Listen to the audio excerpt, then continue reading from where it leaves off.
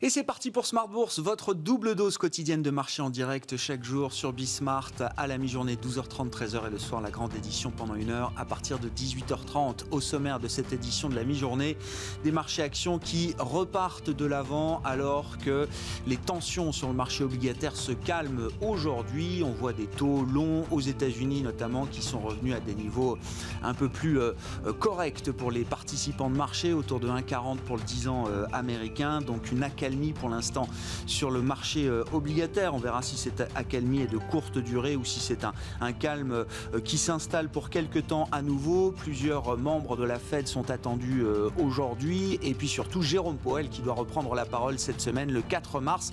On verra si c'est l'occasion pour le patron de la Fed de revenir sur les propos de la semaine dernière, des propos qui ont été repris par pas mal de banquiers centraux américains pour nous dire que à ce stade la remontée des taux longs n'était pas un sujet pour eux. On verra ce qu'il en est donc cette semaine. Une semaine macroéconomique qui sera marquée par la publication du rapport mensuel sur l'emploi aux États-Unis. Ce sera ce vendredi à 14h30. Des enquêtes d'activité également pour le mois de février. On a eu les PMI manufacturiers pour la Chine ce matin. On aura les estimations finales pour les enquêtes d'activité en zone euro notamment au cours de cette semaine. Et puis on surveillera du côté des matières premières une réunion de l'OPEP+ prévue ce jeudi pour avancer sur la question des quotas de production. Faut-il à ce stade relâcher l'offre de production au sein de l'OPEP et de ses partenaires dont la Russie? C'est la question qui sera adressée par les ministres du pétrole de l'OPEP+ ce jeudi, donc avec un pétrole qui a fortement progressé et qui continue de monter aujourd'hui encore. Parmi les résultats d'entreprise, on notera la confiance affichée par Eurofins Scientifique pour son exercice 2021 après un très bon exercice 2020 porté notamment par l'activité anti-Covid qui a été développée par Eurofins Scientifique. Le titre en profite à la mi-journée en bourse. Vous aurez le résumé complet dans un instant avec Nicolas Pagnès depuis la salle de marché de Bourse Direct. Bourse Direct qui sera avec nous évidemment comme chaque lundi à la mi-journée pour le plan de trading de la semaine dans Smart Bourse.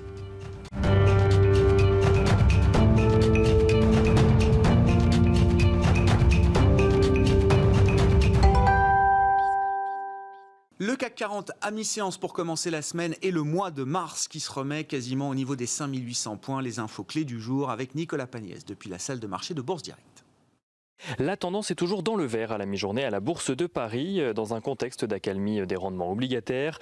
Après avoir atteint un pic à 1,6% la semaine dernière, le taux à 10 ans américain revient aux alentours des 1,43% aujourd'hui, tandis que le taux à 30 ans revient lui aux alentours des 2,22%. En Australie, où les rendements à 10 ans s'étaient envolés jusqu'à 2% la semaine dernière, la Banque centrale australienne a réitéré ce matin ses rachats d'actifs après en avoir déjà effectué la semaine dernière. Le taux à 10 ans australien qui évolue actuellement aux alentours des 1,7%. Les investisseurs qui saluent aujourd'hui les avancées en matière de plan de relance aux États-Unis. Le plan de relance de 1900 milliards de dollars proposé par Joe Biden a été voté par la Chambre des représentants à majorité démocrate. Celui-ci doit à présent passer devant le Sénat qui devrait proposer quelques amendements au projet. On se souvient notamment de la volonté de la conseillère juridique du Sénat de faire sortir l'augmentation de salaire minimum aux États-Unis du vote de réconciliation budgétaire comme c'est actuellement prévu. En cas d'ajout d'amendement, alors le texte devrait revenir devant la Chambre des représentants pour un nouveau vote.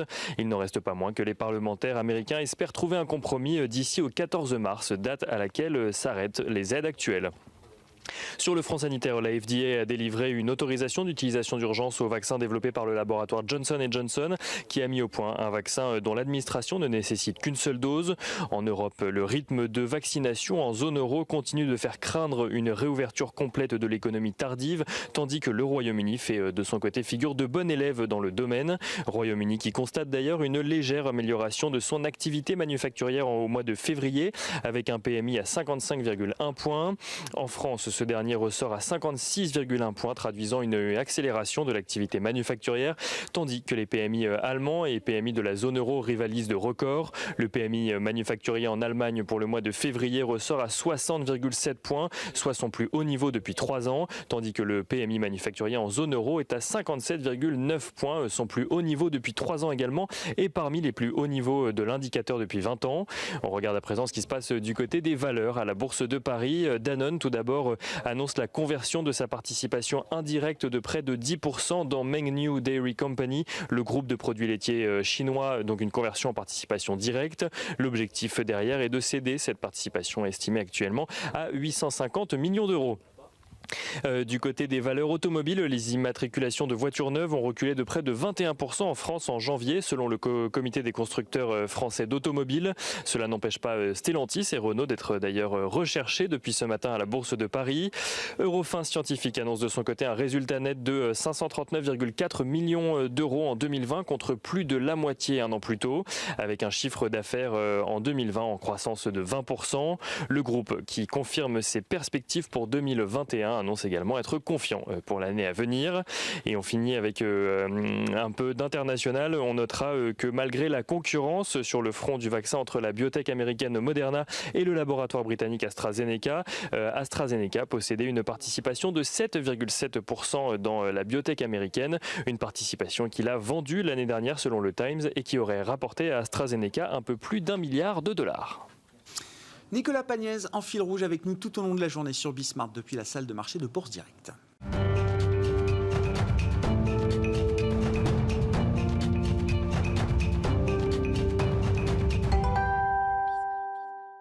État des lieux des marchés et plan de trading pour la semaine. Chaque lundi à la mi-journée dans Smart Bourse, on retrouve les équipes de Bourse Direct et Romain Dobré à mes côtés en plateau, membre de la cellule info d'experts de Bourse Direct. Bonjour et bienvenue Romain. Bonjour Grégoire. Bon, des marchés qui ont été un peu perturbés, troublés la semaine dernière avec l'effet de remontée des taux longs, notamment aux États-Unis. C'est vrai que quand on regarde les marchés ce matin dans leur ensemble, on a l'impression que la situation s'est un peu calmée. D'ailleurs, les indices européens repartent fortement de l'avant. Est-ce que c'est une reprise d'élan solide pour les marchés, pour les actifs risqués, ou est-ce qu'il y a un peu de désorientation aujourd'hui dans ces marchés, Romain, pour entamer le mois de mars?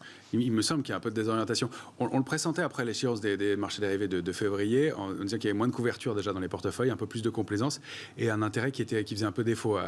Puis ça s'est construit tout doucement à l'achat, un petit peu d'intérêt et puis non, des signaux de faiblesse en début de semaine dernière sur les indices américains, des petites structures de retournement qui sont avérées, qui sont mises en place. Les cibles ont été atteintes assez proprement sur le S&P, sur le Nasdaq. Le Dow Jones et le CAC 40 tenaient très bien et puis c'est par contagion et avec la remontée des taux 10 ans américains, effectivement, il y a eu un phénomène de glissement et d'accélération baissière.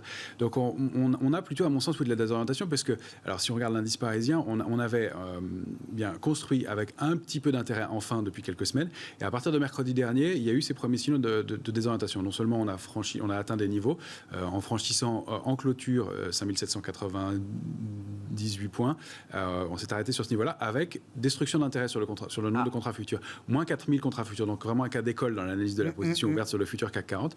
Moins 4000 contrats dans un petit mouvement de hausse. C'était 12 points de mémoire, mais c'était déjà un signe de faiblesse. Et puis le lendemain, on perd 18 points, donc le jeudi, et là, on a construit ce jour-là 3000 contrats futurs. Donc c'est pas énorme, mais 3000 contrats de plus dans un mouvement de baisse, c'est de la pression baissière, et ça, on n'en avait pas depuis plusieurs semaines, depuis mi-février. Donc les vendeurs qui se manifestent un peu, et vendredi, ça a été très net, on a perdu 80 points cette fois-ci sur l'indice CAC 40, et là, il y a eu 12 000 contrats futurs créés. Donc vraiment de l'intérêt et de la pression baissière assez forte, plus forte que dans les mouvements de hausse précédents. Et par ailleurs, le franchissement de ce niveau technique de 5791 points en clôture, enfin, dont on pensait que ça allait tenir, et qui, avec une grosse invalidation, un retour fort et assez net sous la zone dont on parle depuis plusieurs semaines maintenant, 5672, 5748. Alors j'augmente toujours la plage parce que le 748 est une oblique, donc ça commence à 735 il y a quelques semaines. Ça évolue. Donc maintenant c'est 748, mais 672, 748. Et donc cette zone-là, on la réintègre violemment vendredi avec du volume. Donc il y a quand même un peu de pression baissière, un signal, et on construit et on met en place, on crée une figure qui est peut-être une figure de retournement baissière, pas très propre, mais sur l'indice parisien, et puis de la pression baissière toujours sur les indices US qui se dément pas, et un coup d'arrêt dans la hausse, dans une hausse de plusieurs semaines. Donc il y a un peu de vulnérabilité pour les marchés à court terme, et je pense qu'il faut être un peu prudent, même si on est toujours loin, à mon sens, de déclencher des mouvements de baisse à moyen terme, mais un peu de prise de bénéfice, un peu de pause sur le marché à court terme. Justement, effectivement, tout part des États-Unis. En tout cas, on regarde beaucoup ce qui se passe sur le marché américain, évidemment, avec d'abord les taux longs américains qui donnent le là en ce moment sur l'appétit pour le risque ou non chez les investisseurs. Et vous disiez un coup d'arrêt pour les grands indices américains. Sur le Dow Jones, Et sur le Nasdaq, on peut regarder peut-être le Dow Jones en configuration hebdomadaire.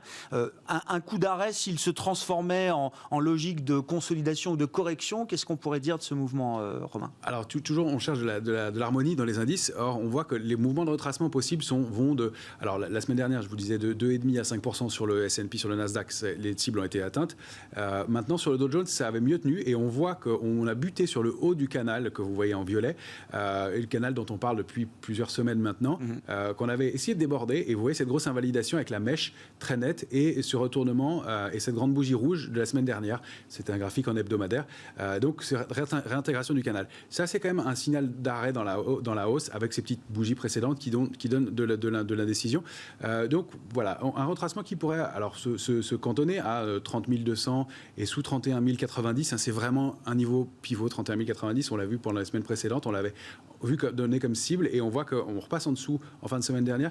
C'est un signe de faiblesse. Donc, est-ce qu'on va aller retracer de 2,5%? C'est pas très solide comme support. On pourrait sans problème aller consolider sans remettre du tout la tendance en cause de 5 à 7%, donc dans cette zone 28 700, 29 600 points, et aller former un mouvement donc de 5 à 7% de consolidation sur le Dow Jones, compte tenu de cet arrêt assez net maintenant et de cet échec de multiples fois sur cette borne haute du canal de long terme. Ouais. Ce serait la première vraie consolidation, correction pour les indices américains cette année, effectivement. Hein. Même fin janvier, on a vu un peu de consolidation, mais ça n'est jamais allé jusqu'à 5-7% de baisse. Hein. Non, pas jusque-là. On avait eu un peu moins, et puis des mouvements qui s'étaient repris assez vite. Et là, on voit que ça fait la deuxième fois et qu'on n'arrive pas à déborder ces niveaux. Donc, effectivement, signe de faiblesse aussi à court terme. Alors, ça ne veut pas dire qu'on baisse fortement. On peut stagner. C'est aussi l'autre option. Aller former de nouveau plus haut tout de suite. Je ne suis pas certain, compte tenu du manque de driver qu'on a dans les jours à venir, en tout cas. Ouais, bon, qu'est-ce qu'on peut dire de la configuration du Nasdaq, toujours en vue hebdomadaire, Romain? Alors pour le Nasdaq, on le voit nettement, on avait ce canal haussier qu'on a plusieurs fois évoqué, on l'a rompu en gap baissier, donc on a ouvert la semaine dernière en dessous, on termine assez bas. On est allé chercher une cible intermédiaire à 12 760 points. On a touché la première cible baissière de la semaine dernière. Donc, des extensions sont possibles. Donc, on est dans un trading range sur le Nasdaq maintenant. 12 260, 13 535. On l'avait bien identifié. On a tenté de le déborder. Échec. Donc, déjà, c'est aussi un coup d'arrêt dans la hausse. Rupture du petit canal haussier. Et donc, pareil, des cibles potentiel de baisse. Alors, comme mon dessin ne prête pas à confusion, quand je mets moins 5%, c'est par rapport à la clôture de vendredi soir, donc c'est-à-dire par rapport au bas de la bougie rouge qu'on voit ici. D'accord, effectivement. Donc, retourner sur le bas du trading range, ça donnerait 5% de baisse par rapport à la clôture de vendredi soir, 12 260. Alors, encore une fois, peut-être juste une consolidation à plat, mais en tout cas, le besoin de reconstruire après ce mouvement de baisse. Et en cas de rupture de 12 260, un mouvement qui serait du double, donc d'ordre de 10% sur le Nasdaq.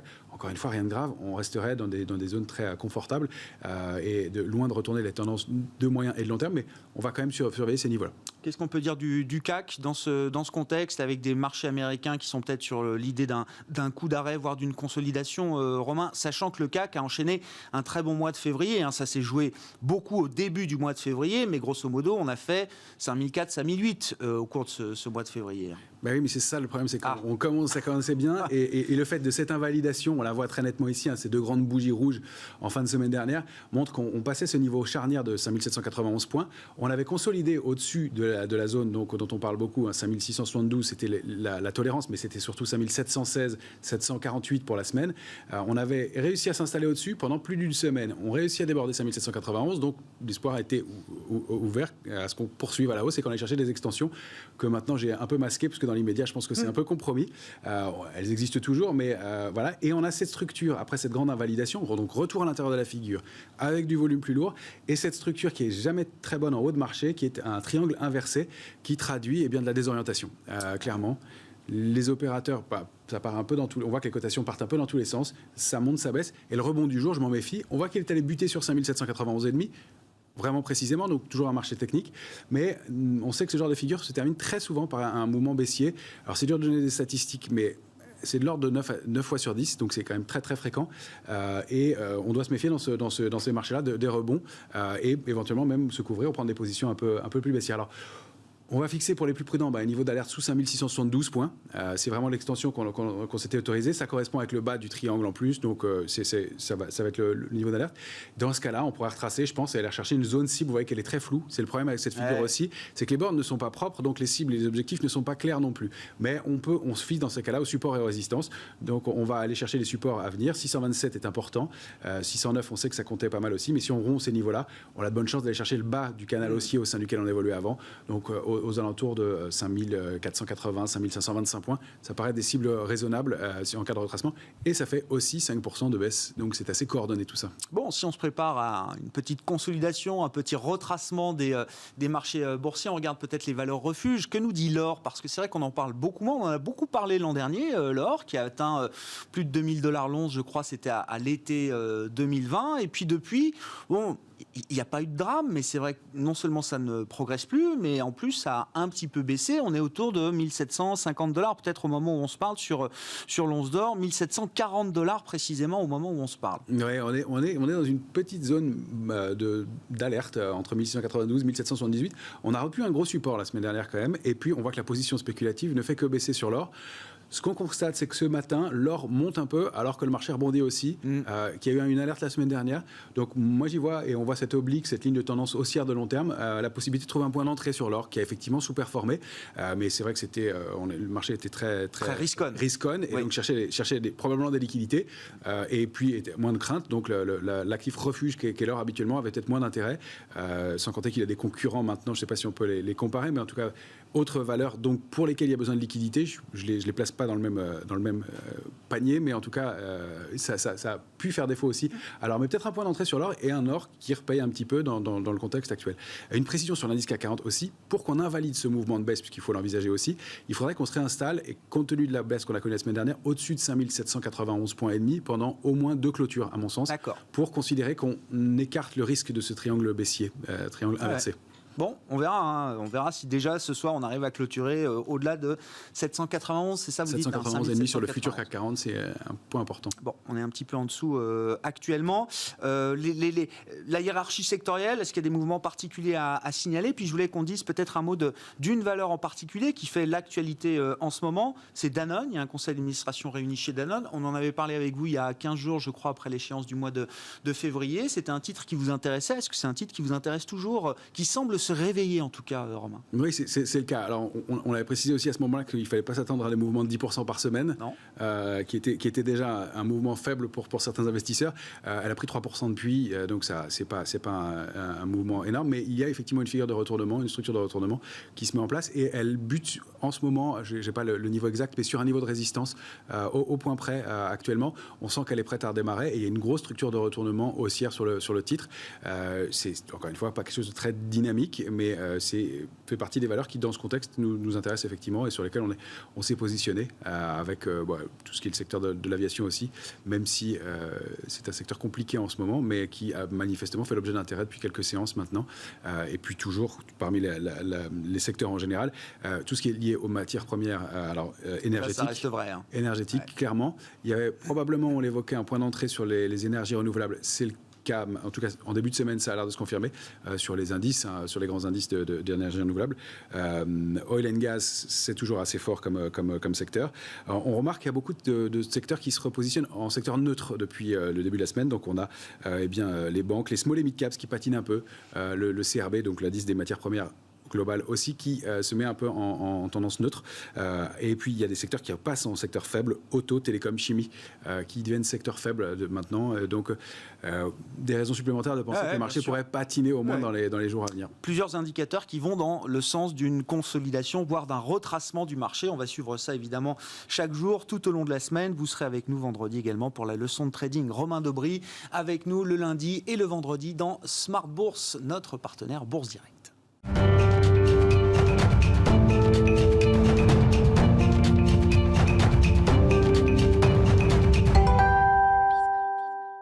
Et une Une semaine américaine qui sera marquée par la poursuite des débats autour de l'American Rescue Plan qui a été voté par la Chambre des représentants le week-end dernier et qui passe désormais entre les mains du Sénat. On en parle avec Thomas Koster qui nous rejoint en visioconférence depuis Genève, économiste senior en charge de suivre les États-Unis chez Pictet Wealth Management.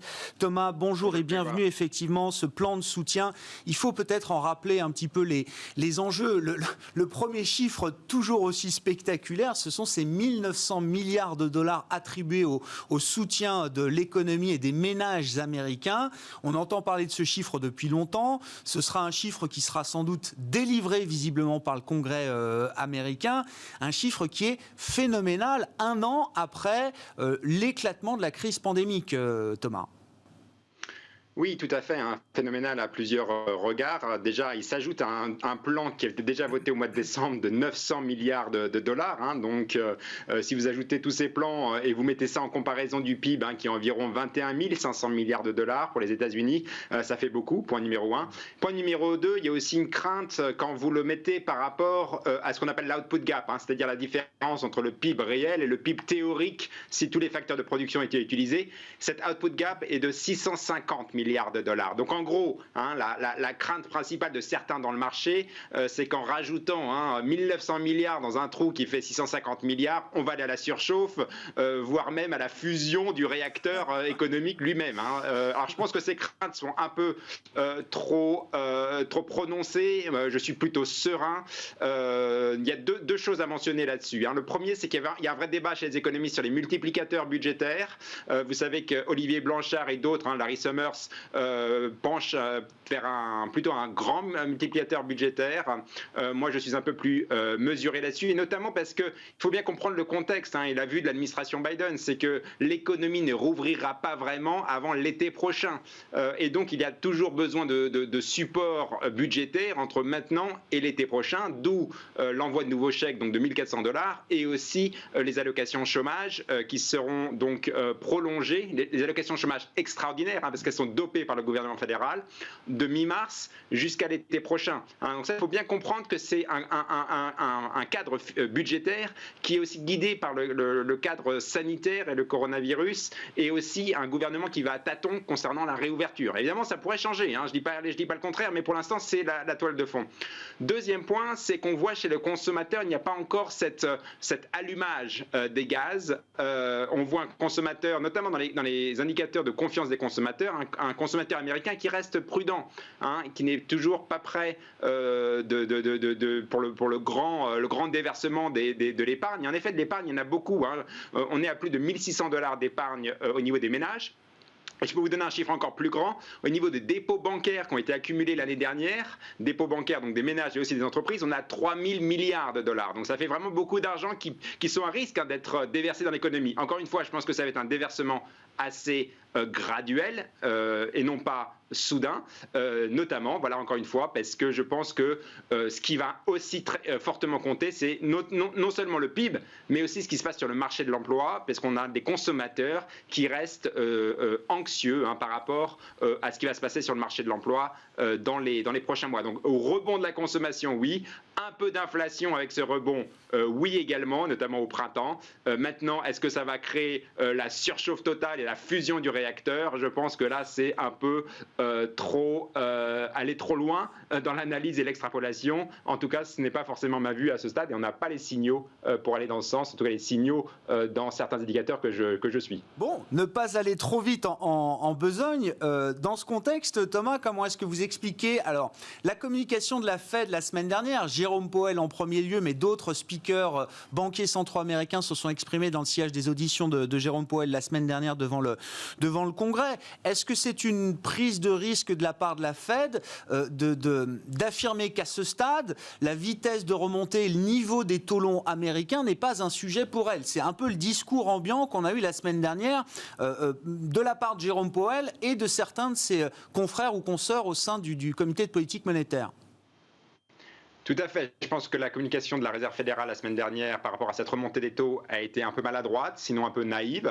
Je pense qu'ils vont un peu changer cette communication. Je rappelle que Jérôme Powell ainsi que ses collègues ont dit que la montée des taux d'intérêt à long terme reflétait des meilleures perspectives économiques, ce qui est tout à fait vrai. Mais parfois, à la Réserve fédérale, quand on pense des choses, parfois il vaut mieux ne pas le dire, puisque les paroles ont des impacts sur les marchés financiers. En tout état de cause, ce qui se passe, c'est que l'économie américaine est très sensible au taux d'intérêt. Je rappelle que la dette totale après le coronavirus a bondi, dette privée plus publique. On a presque 300% de dette sur PIB, encore une fois publique et privée, ce qui fait qu'il y a une plus grande sensibilité de l'économie au taux d'intérêt. Deuxième point, c'est le rôle du marché immobilier dans cette reprise économique, puisque ça a été cette reprise est en partie tirée par le marché immobilier. Et donc ça, ce qui est important, c'est qu'on risque le déraillement si la montée des taux se poursuit.